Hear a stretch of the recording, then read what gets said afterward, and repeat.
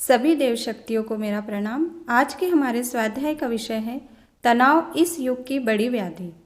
भौतिकता के जितने साधन बढ़े हैं, अत्याधुनिकता की हम जितनी भागदौड़ कर रहे हैं, ये सब तनाव बढ़ाने वाली जीवन शैली ही है।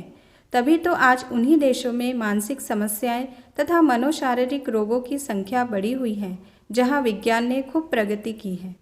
आज समयाभाव का ही रोना रोकर हम अपने परिवार, बच्चों, पड़ोसियों, मित्रजन या स्वजनों को समय नहीं दे पाते हैं। पूर्वजों से जानिए किस प्रकार हिल मिलकर संयुक्त परिवार में जीते और सहज प्राकृतिक रूप से संतुष्ट रहते हुए सारा दायित्व निभाते थे। सबके साथ वार्तालाप करना, सबके सुख दुख जानना और यथासंभव सहकार सहयोग का भाव रखना तथा शांत संतुष्ट रहना सीखेंगे तो निश्चित ही जिंदगी खुशनुमा बनेगी।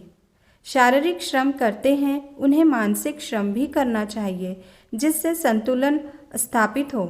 जो केवल मानसिक श्रम ही करते हैं, शारीरिक श्रम करना ही नहीं चाहते हैं, वे शारीरिक श्रम अवश्य करें, तभी गहरी नींद भी आएगी।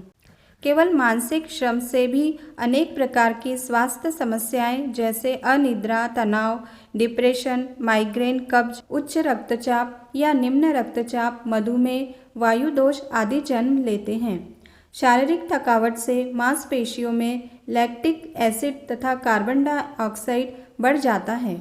वस्तुतः आज के स्वार्थ भरे जीवन में हम दूसरों की भावनाओं का सम्मान करना भूल गए। भावनाशीलों को 5 बड़ी प्रतिभाओं में एक माना गया है। भावनाशीलों का ही बड़ा वर्ग है, जिसने घोर कलयुग में भी सतयुग की संभावना और सदाचार का वातावरण बनाए रखा है। निष्ठुरता, क्रूरता भरे व्यवहार सदैव ही भावनाशीलों को पीड़ा देकर उन्हें रोगी बना देते हैं।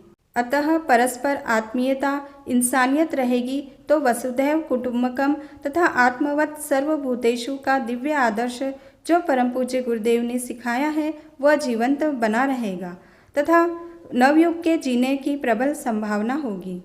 तनाव, चिंता, भय और आशंका निरंतर रोगों को जन्म देने वाले, तनाव हार्मोन्स बढ़ा देने का कार्य करने वाले उद्वेग हैं। पहला, माया का दुष्प्रभाव। इस संसार में भ्रम पैदा करने का कार्य माया का है।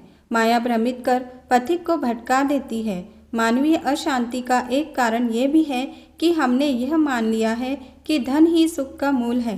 धन मानवीय सुविधाओं, शारीरिक सुख का मूल हो भी सकता है, परंतु आंतरिक शांति और आंतरिक सुख तथा स्वास्थ्य तो धन से नहीं, मन को शांत, संतुष्ट और आत्माभिमुख बनाने से ही मिलते हैं।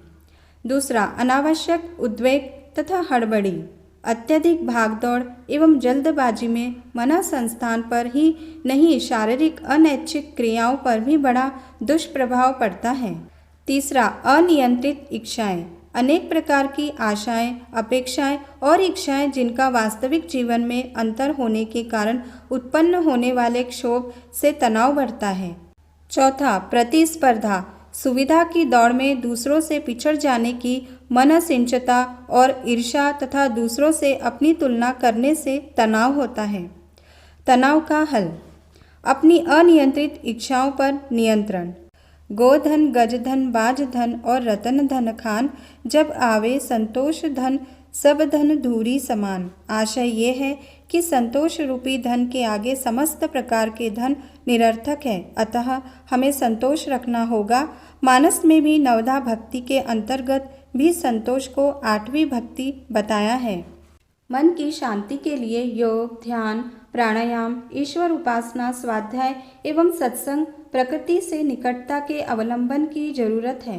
प्राकृतिक जीवन शैली अपनाएं। आज के स्वाध्याय को हम यहीं विराम देंगे। ओम शांति।